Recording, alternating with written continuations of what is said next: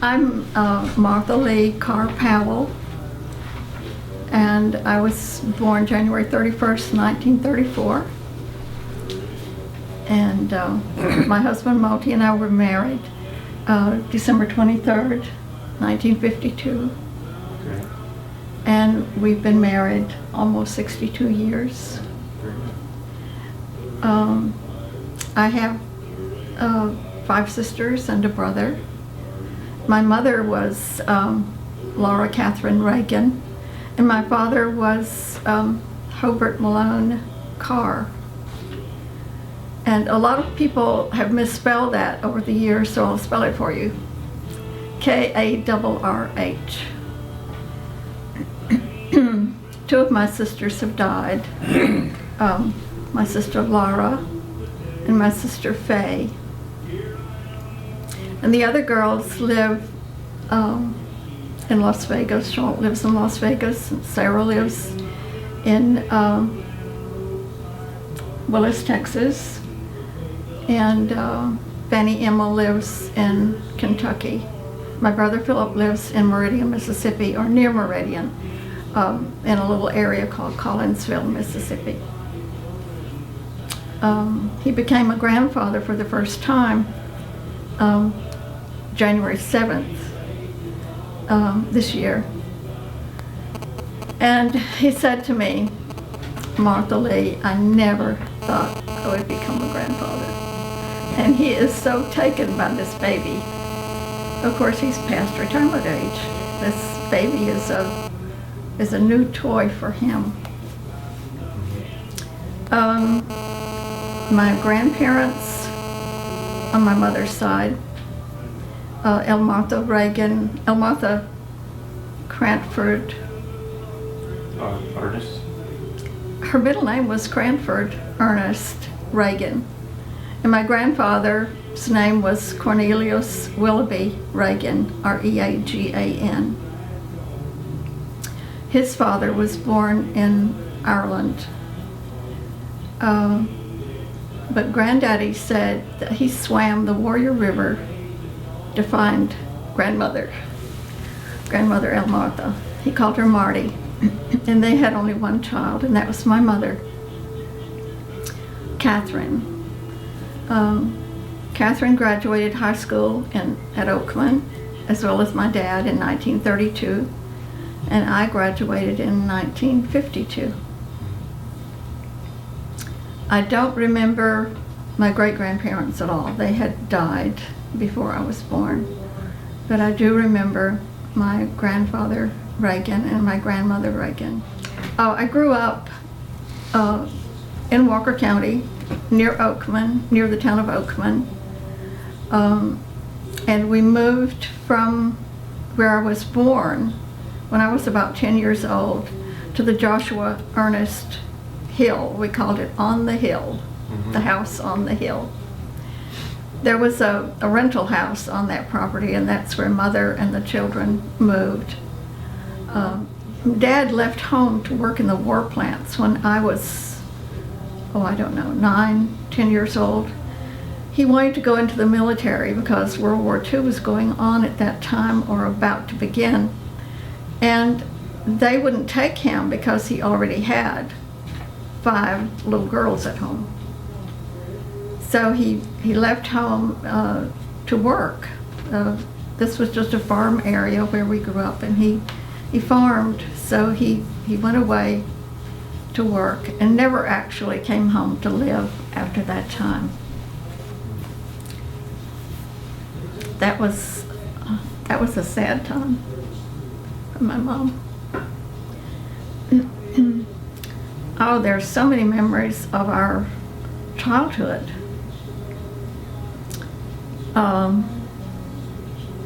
We had a red wagon when I was a kid, and Mother let us take the baby and the next to the baby in the red wagon along with the lunch she had made for us, and we'd go on a picnic, just the kids.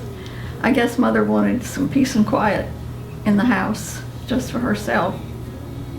And she would warn us not to go out of calling distance. of course, I think when we got out of the area, the general area, we had our lunch and came back home pretty soon. Another memory. That was when I got off the school bus and I was supposed to change clothes and come to the field. And I didn't do that. I didn't want to do that, so I just hid in the woods. And my dog came and showed my dad where I was. So that didn't work. This is my husband, Moultie, and his mother was Selina Thompson from the old Thompson family in this area. I think your mother grew up in the Cedar Lake area. Yes. And your dad was John Powell. This is an interesting thing. Grandmother Powell had 5 children. I call her Grandmother Powell. She's really my mother and my mother-in-law. Mother-in-law. But she was older than my grandmother. But she had 5 children, and Vester Wade was her husband, and Vester was duck hunting, fell out of the boat and drowned. And so that left her with 5 little ones. A few years later, Mr. Powell comes along and he has in tow 3 of his children, Gladys and Rachel and Wesley. Well, Florence, Rachel, and Wesley. yeah, Florence, Rachel, that's the birth order. Yeah. Florence, Rachel, and Wesley. Yeah, not Gladys. Not Gladys, that's a sister. Yeah. Mrs. Powell, Grandmother Powell, married him and had 3 children. So Mr. Powell had a really big family, and she did too. By that time she had 8. And of course some of the children were gone. Moultie's brother Arlie and Moultie's brother Ivan were in World War II. And Moultie escaped. He didn't have to go because he had broken a leg when he was 16 and he couldn't tiptoe. So they didn't want him in the military because he couldn't tiptoe. That was interesting, I thought. Mm-hmm. Do you want to say something about your... Well, there were 3 of us in my family. The oldest was Lillian, and my younger sister was Ruby, and then me. Moultie, I'm the baby one in our family. And at this time, I'm the only one that's left in my family. And I grew up just across the highway right here. And we walked from the house to where we went to school at what they call Towhouler. It was 1 mile we had to walk to and from to school. And times were very hard. And I remember when I got old enough, I would have to go with my brothers down into the woods and help cut enough of ties for them to hew on all day, and then I'd come back and get ready and walk to school and then back, and then on the weekend, on Saturday, I would have to skid those ties with a horse. And when we got them all skidded in a pile, they would load them onto a truck and haul them into town, and I think they got about maybe 15 cents a piece for them after all of the work that they had to do. And there was not any work hardly to be found in this area. And I was 16 years old when I got the leg broken. And I worked different places up till we were married, and then when we were married, we left here and went to Illinois. And we stayed there almost 14 years. Let me tell them about your first grade experience at Tutwiler. Yes, go ahead.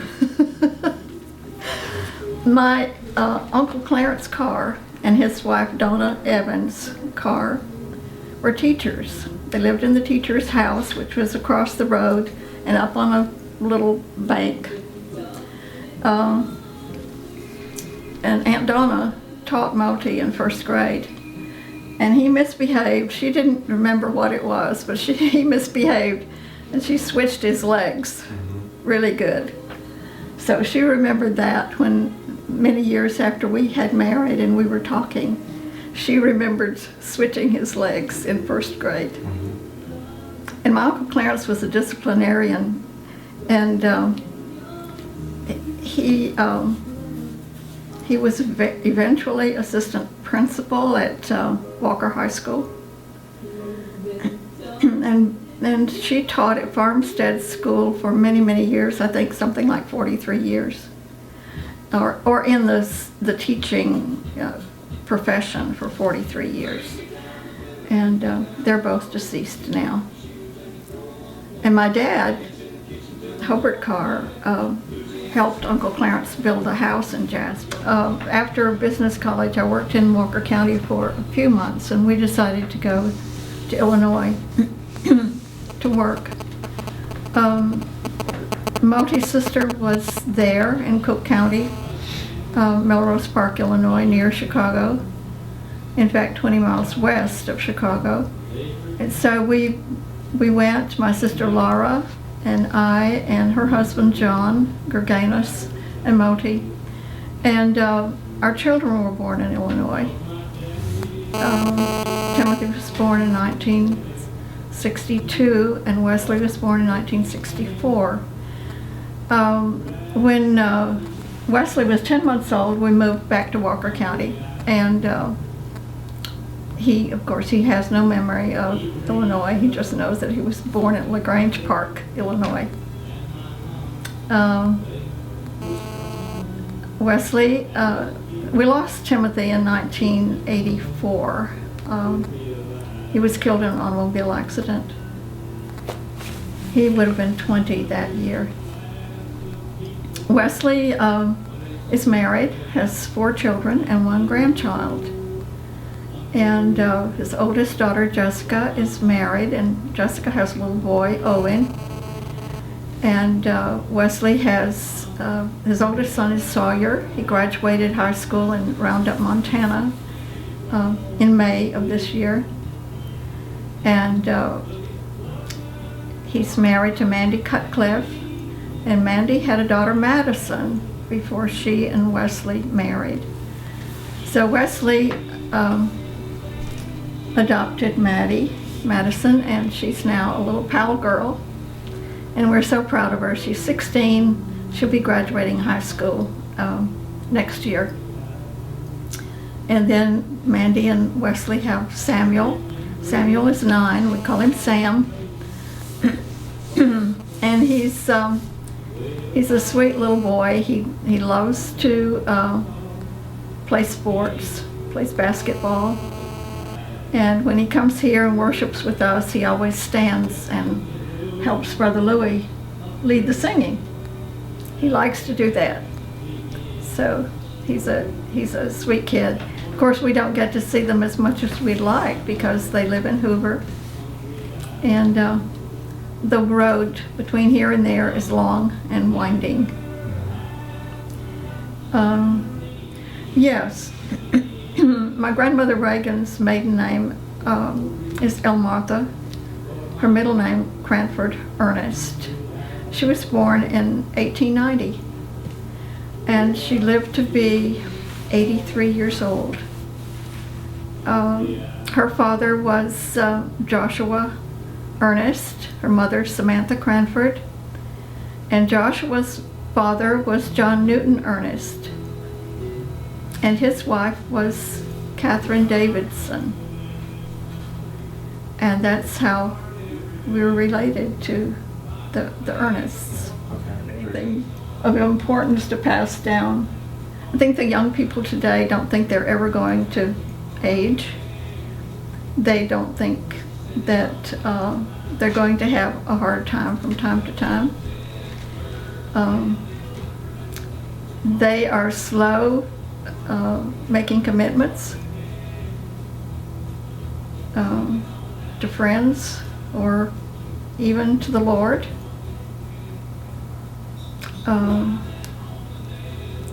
One thing I think they need to do is take care of their bodies a little bit better so that they'll be in better health when they get older.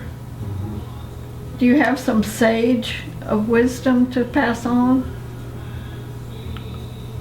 I mean, after all, you're a little older than me. No. You should have. You know, that's one of the things that my bringing up was rich in that, because mother and grandmother talked about family constantly, and it was always Uncle so and so, and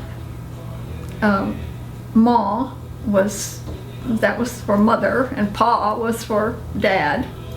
Grandmother was always talking and telling us about her Ma and Pa, which was very interesting.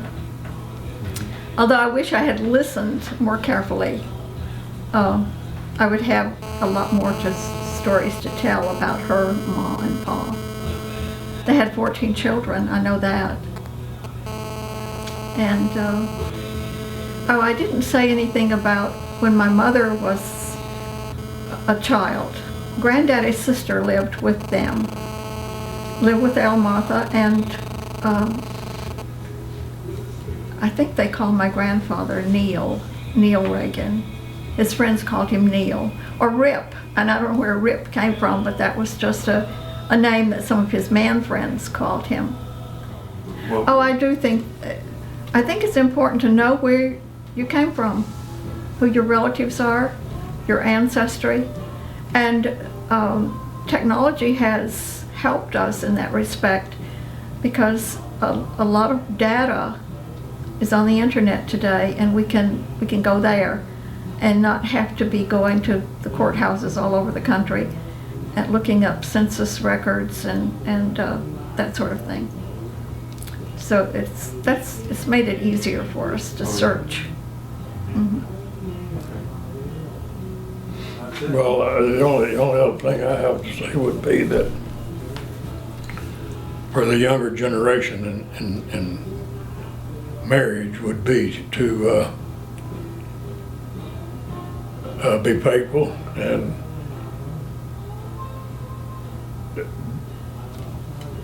don't argue with each other. Back off and walk away and get your thoughts together. Okay, that's very good advice. Well, thank you both. I think that's it. That's a wrap. Thank Okay. you.